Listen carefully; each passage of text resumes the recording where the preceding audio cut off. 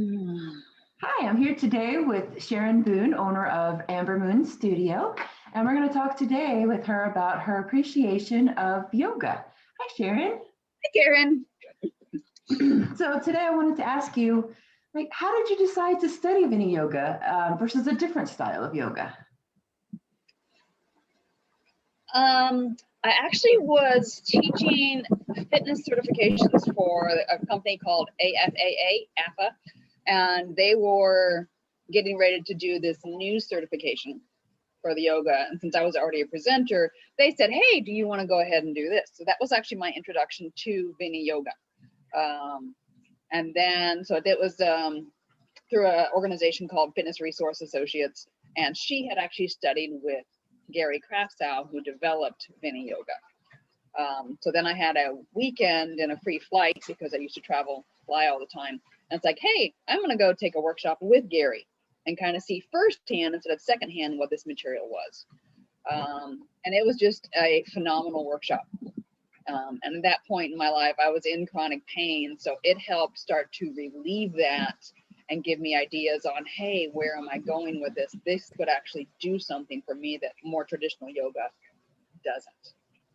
Great, So that's great. kind of how I ended up with Viniyoga. So can you give me a little bit about what is the difference between Viniyoga and regular yoga? So Viniyoga, I know I've posted several times, it translates to appropriate application.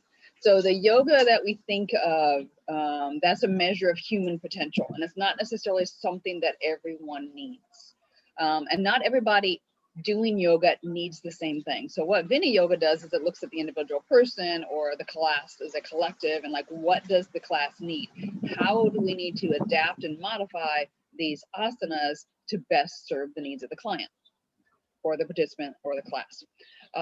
So that is the biggest difference. So you're going to see a lot of non-traditional stuff. You're going to see a lot less static hold. There's a lot of movement and then stay, which a lot of the other styles don't have. They're either moving or they're staying. So this combines the two, which myofascially, it gets you deeper into the pose. It teaches your body how to breathe when you're moving in and out, so that when you're in that stay, you actually know how to move. So nothing's ever completely static. You always have what we call the ride of the breath. And it's really, really cool once you get into it.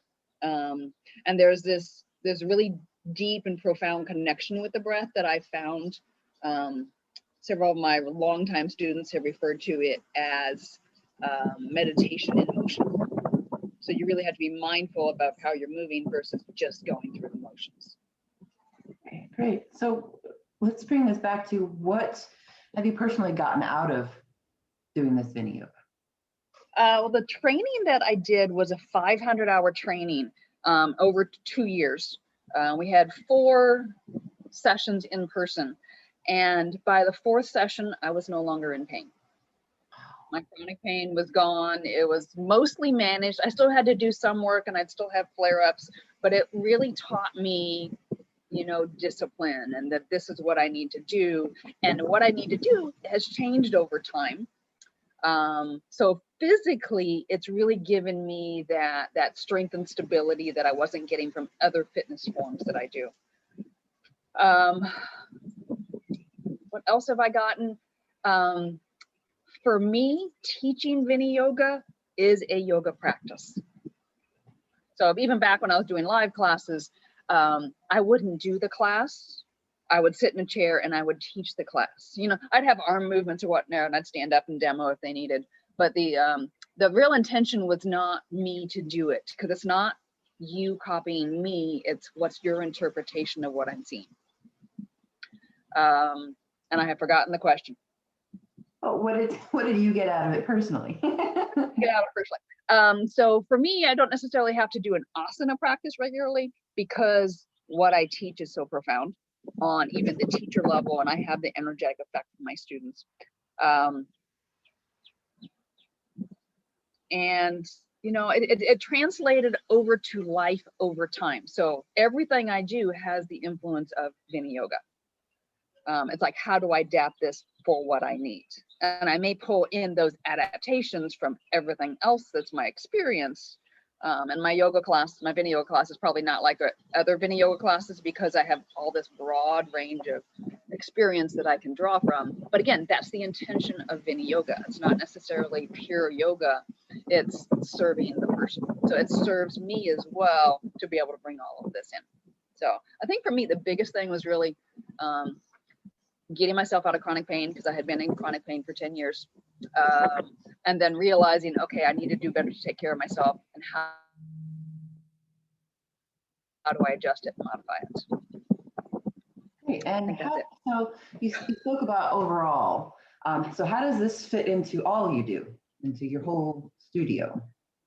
It's a complete complement, because everything I do is geared around what do the clients need, and how do I adapt it for them, and where are they right now? Where do we want to go, and how do we get there? And I have so many different ways of getting there with my clients. I mean, I can draw on the Viniyoga, I can draw on Pilates, I can draw on traditional strength training, I can draw on my physical therapy rehab experience that I've been through, plus just 30 years of experience at this point. So it kind of fits in everything. And, you know, it's Pilates and similar, and yoga classes can be very similar, but still have a different approach to how you do everything. And then I'll bring the yoga influence into Pilates, or I'll bring the Pilates influence into yoga. So, you know, everything kind of gets all jumbled and there's some very hazy lines. I think it's a really good fit with everything that I do. So if you want to think about it this way, that everything I do is kind of in the Viniyoga philosophy of how do I adapt it for this person. And there's a hummingbird that's coming back and forth right now. So, oh, I have two. Okay, squirrel. Sorry, they're so cute. I get distracted. So it's really been dynamic. Even with triathlon coaching, believe it or not, there's an influence of Viniyoga there. Like, how do we do it? Mindfulness. What do you feel? Do you feel this opening? How do we need to adapt it to get to where you want to be? Great, So great. it really integrates.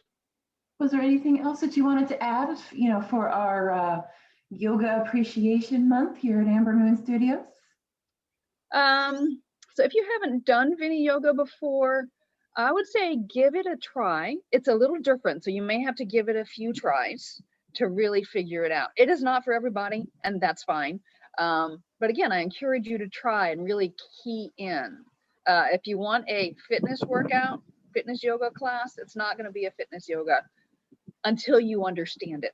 And then it can be really hard and really challenging when you're doing it correctly. So come join us for the month of June.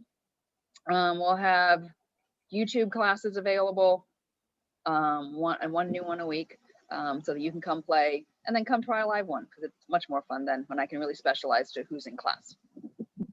Wonderful, Sharon. Well, I'm so glad that we could catch up here today, and we'll see you again soon. All right. Thank you, Karen. Bye.